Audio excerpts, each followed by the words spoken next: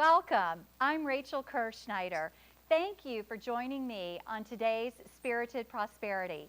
On today's show, I am excited to introduce you to Dr. Joel Hoffman. He is a PhD in theoretical linguistics.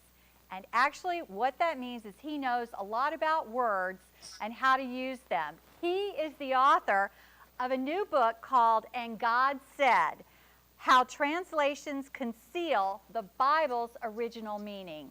I am thrilled to have Joel joining us today. And due to the fact that we have a lot going on with this series on the History Channel, I thought it would be really fun to have Joel share with us his insights about how the Bible, the series, how it has moved from the book to this television adaptation, which has been produced by Roma Downey and her husband, Mark Burnett. So, Joel, you've been watching along. It's a series that's been taking place now for a while that really kind of brings to life some of the stories of both the Old Testament and the New Testament. So I'm curious to know, as you've been watching and observing, what are some of the things that have recently come to your mind regarding the Bible series on the History Channel? First of all, I think that, it's very well done. I think that I'm not a movie maker. I don't actually make movies, though maybe we'll get a chance to talk about some aspirations later. But my impression is that as a movie, it's pretty well done. Obviously, a lot of energy was invested into it. The production, it looks like a real movie, unlike some other adaptations of the Bible. But the biggest thing that struck me is that it's on the History Channel. And I actually think that's a problem, because I don't think that the Bible is essentially history. I think that there is history in the Bible, but there are a lot of other things in the Bible, and I think that by portraying the whole thing as history, by portraying the whole Bible as one thing, namely this history series, it does actually a huge disservice to the Bible. So when you say it's not history, okay, can you clarify that for me just a little bit? Because it's to me, it's like the history of the Jewish people, the creation of the world. I mean, it's not my history, but it is some kind of history, right? Well, parts of it are history, but parts of it I think were specifically not history. So what I'm talking about here is what I believe the Bible was intended to be, and I think that it was put together with different purposes in mind for different parts.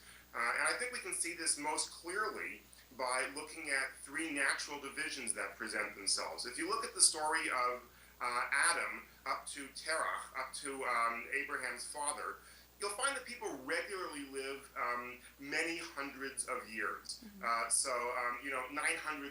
years, for example, is a lifespan. You can sort of imagine people being 450 years old having a midlife crisis or something like that. And that's the first part of the narrative. And that covers the creation of the world. That covers what the world is like. That covers all the different nations, how got to be that land got to be the way it is. And then we have the story of the Israelites, of the Jewish people.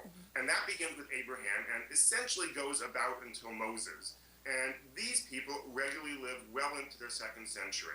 So, they approach 200 or 137 is sort of a young age to die for this second section. And then there's a third section, which is about life in Jerusalem. Call it essentially starting with King David. And starting with King David on, the characters live regular lifespans. They all live less than 120 years.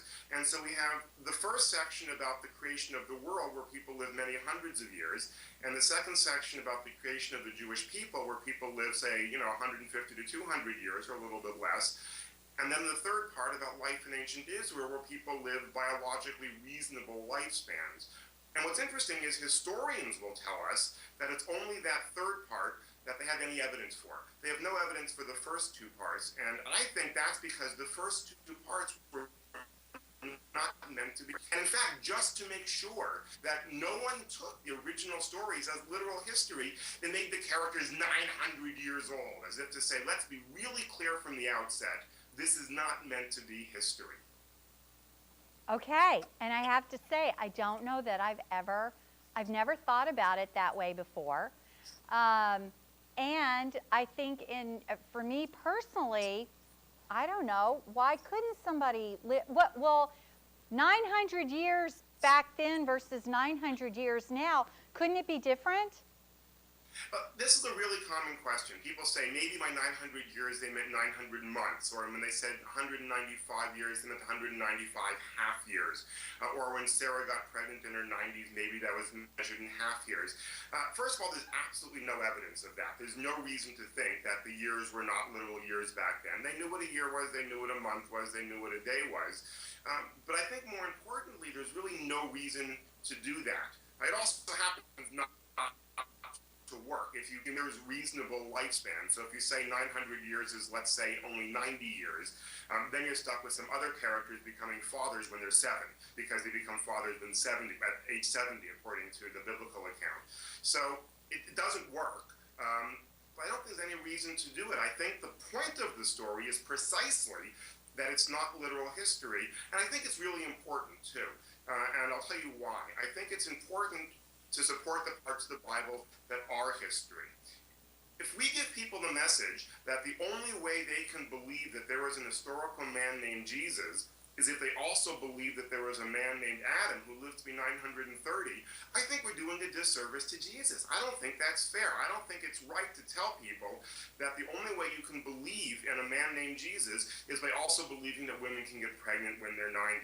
And that goes exactly the same thing for the Israelites being in Jerusalem. I don't think it's right to tell people that the Israelites only could have been in Jerusalem if you're also willing to accept people living living almost a millennium. So I think not only is there no evidence for it, and not only doesn't it work, but it does a huge disservice to the historical parts of the Bible. Okay, so Joel, in your estimation then, why is it there? You know, why would the people that put the Bible together, what's the purpose then of putting that in there? Well, this I think is the most interesting part. We live in the scientific era, and so we're sort of fascinated with our new toy. We've only had science for a couple hundred years at most, and we're fascinated by it. We love it. We've never had this before, and we sort of can't get enough of it. But I actually think future generations are going to mock us for our fascination with science. They're going to mock us for trying to shove science in where it doesn't belong. And in this case, the Bible was not meant to be a scientific history. It couldn't have been. There was no science back then. So I would call it a sacred myth. And by myth, I mean something not necessarily false, but something that we don't care whether it's true or not. And so I think part of it is sacred myth, part of it is allegory, part of it is to give us a sense of purpose. I think there are lots of things the Bible does, and they don't depend upon what we now call science. Okay, so you have taught religious studies in across different communities, across different denominations, and so my question is then which parts? So if we're going to put the New Testament, as history or as real history, then what does that do?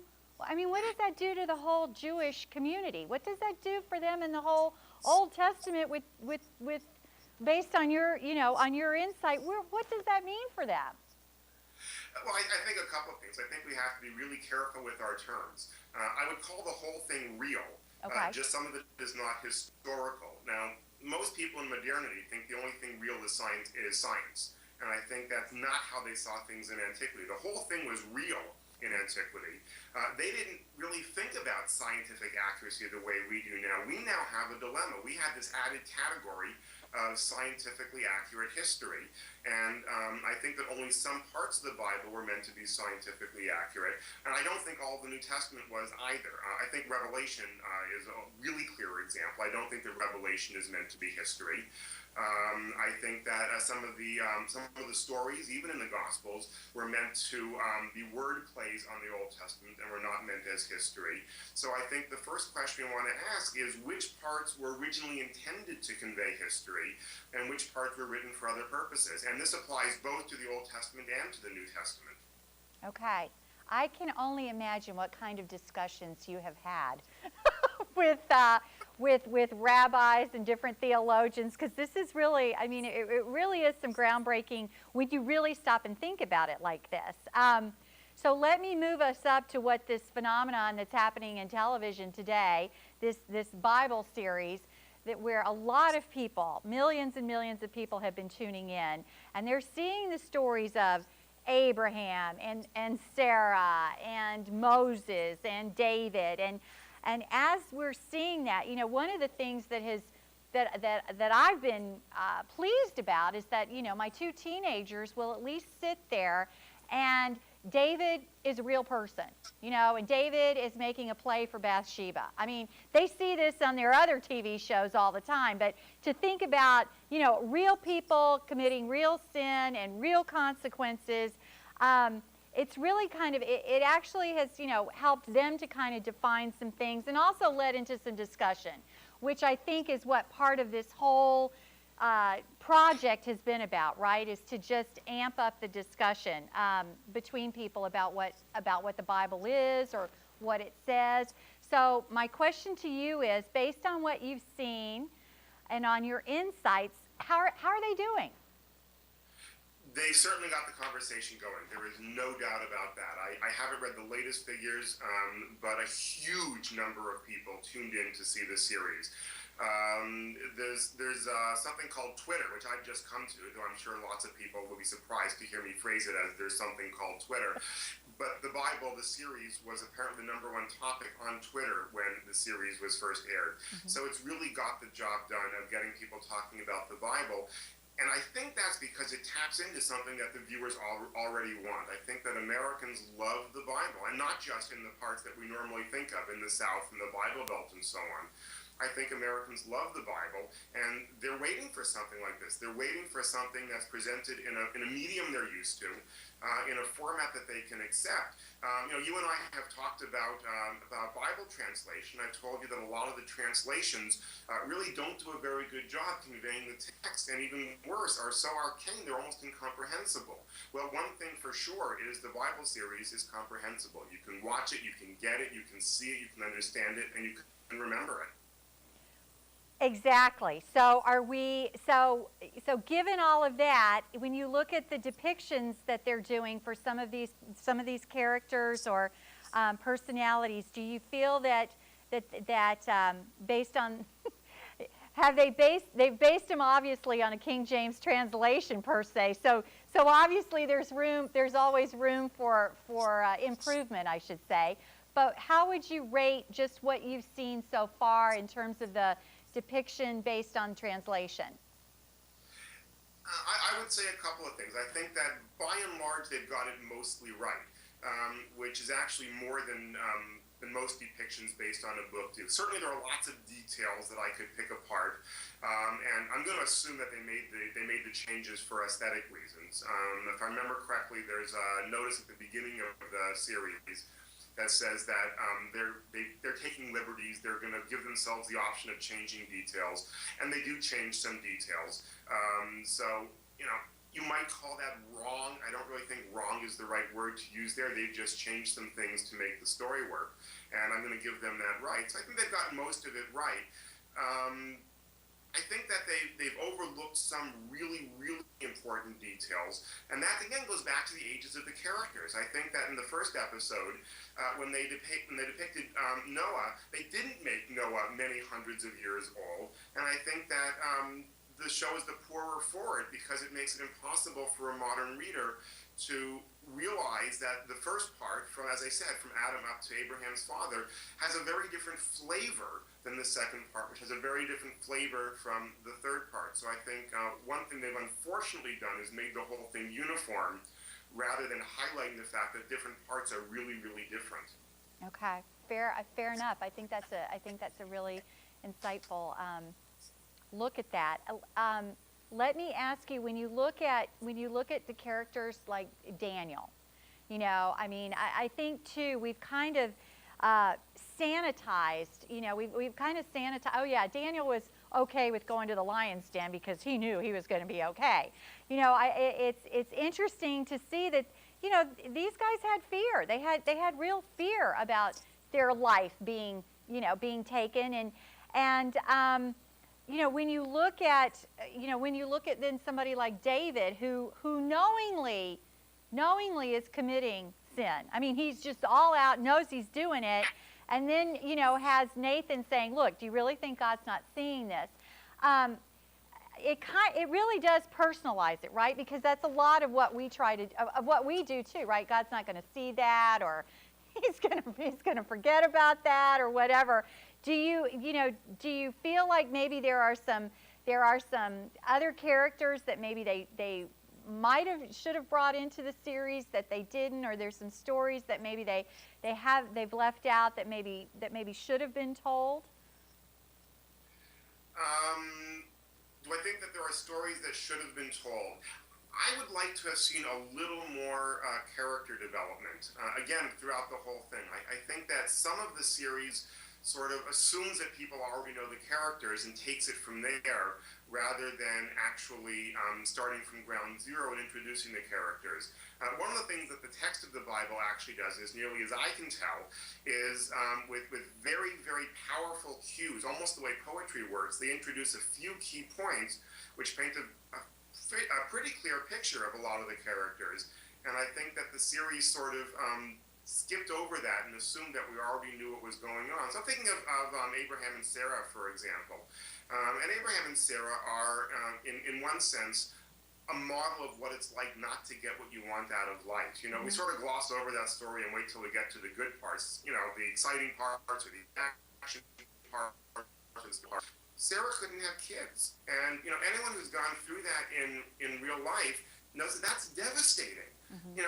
People spend weeks and months crying over things like that, and we see it right there in the Bible. Now, I think that the biblical solution is not the best. Sarah and Abraham's scheme of, try it with the maid, I think is not one to be emulated.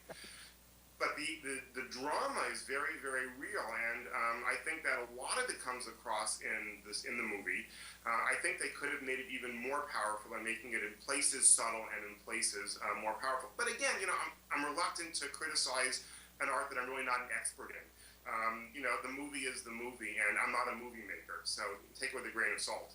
Oh, no. I'm going to take it with more than a grain of salt, because you are, because you're an expert in translation, and I know that, adaptation. I mean, we just look at the variances there are in translation. So when you think about then taking something from book to film, I mean, I can't even imagine what it takes to have those discussions and figure out, and then to take something as big as the Bible and take it into 10 hours worth of television, which is, I mean, that's not even 600 real minutes, right? I mean, it's just so it is a big thing, and this series has reached over 68 million people. So my question then, I guess is.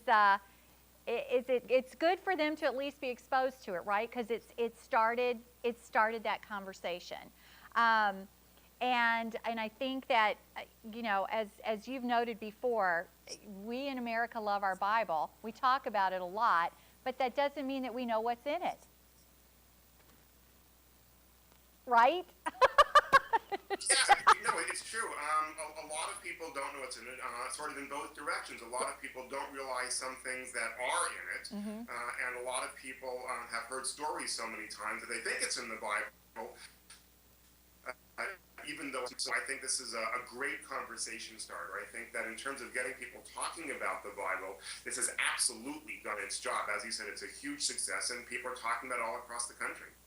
Okay, so obviously you are adept at commenting on this dramatization, because in addition to writing And God Said, you have also written a mystery called The Warwick Files. So Joel, help us understand a little bit. This is kind of like Jekyll and Hyde here. I'm just kidding, but what was the premise for this, and help us understand this part of you a little bit more. Yeah, I have also written a thriller series called The Warwick Files. The first one came out in December, called Checkpoint. The last one just recently came out, called Revenge. And I guess the short answer is sometimes you just need some fun. A lot of the work that I do, both my research and my writing and my lecturing, is about things that we just talked about, the agony of not being able to have kids and the frustration of seeing your life's dreams unfulfilled. And I think it's important to look into that, but I think sometimes you just need an hour of fun. And so I thought I would try my hand at that too. I love thrillers. I love reading thrillers. And I also write them. So sometimes you take a step back and you say, this hour is just going to be fun. So when you were putting together, give me an idea. I know that I think that you mentioned when you wrote And God Said, this is like 15 years of research and about 5 months it took you to compile all this. So, and then when you did the Warwick Files, because I mean they're very different in thickness, I'm noticing. So, can you give me an idea how long it took to put this together? Yeah, well, first I'll say about the thickness. The Warwick Files is actually a series of short stories, okay. Which not a lot of people are doing, but I really like it because it's sort of analogous to TV episodes. So each story is, somewhere around 40 pages, and you can read them in an hour or two. It's like a TV episode, and you can keep up with the characters and keep up with the story. In terms of writing it, I would give the same sort of answer. I happen to touch type. It's the one class I paid attention to in middle school, and it's a pretty good choice in retrospect. So I can, type it's about 10,000 words. I can type it in a morning, let's say, if I don't procrastinate, but of course I will procrastinate. It took me about a year to put the whole environment in place. There's a whole world that goes on.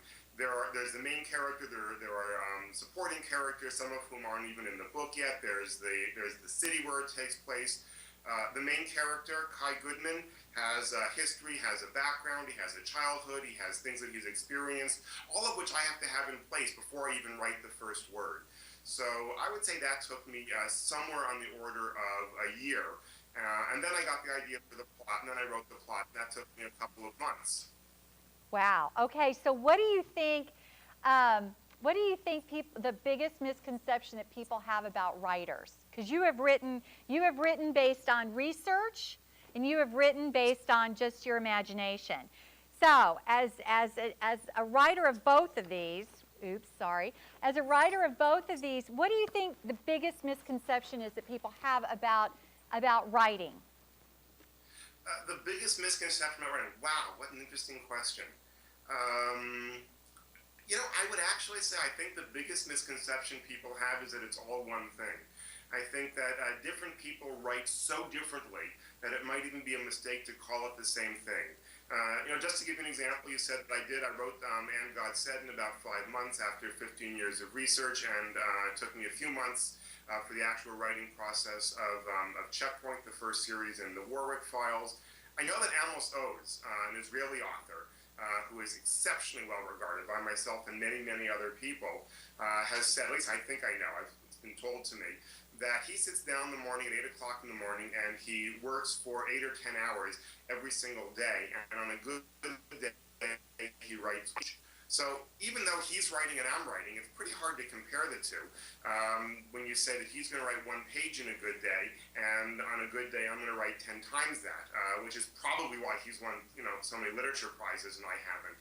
But I guess the biggest misconception is that it's all one thing. I think it's different things for different people. Well said. Do you believe in writer's block? Do I believe in writer's block? Yes. And again, I think it's more than one thing. I think that a lot of people, writer's block is because they sit down to write before they know what they're going to say. But also, sometimes there's this idea going on and it's very hard to find the right words for it. And that would be writer's block as well. Okay. So, Joel, will you be working on an adaptation to the screen for the Warwick Files? Is that in your future? One can only hope. I would love to do an adaptation for the Warwick Files.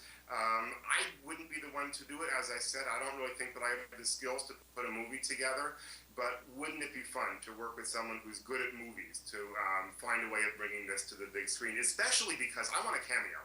I'm unlikely to get a cameo in my nonfiction books. In And God Said, I could be a cameo as the wrong way of translating ancient Greek, but it doesn't really seem like it's going anywhere. I want a cameo. You know what? And that's why your agent is going to do a fabulous job of making sure you get that cameo. I have no doubt, Joel, we are going to see you on the big screen very, very soon. I have to say thank you again for joining us today. This has been fascinating and entertaining and educational and stimulating, and you're just so much fun to talk to, and you're so smart, and you have a way of just sharing that information in such a way that we can understand it. So thank you for that. Thank you for the work that you're doing, and thank you for being our guest today. You've just been a joy and a real pleasure, and I look forward to seeing you when you come to Minneapolis. I want to thank all of our viewers for joining us for today's edition of Spirited Prosperity. We look forward to seeing you again soon.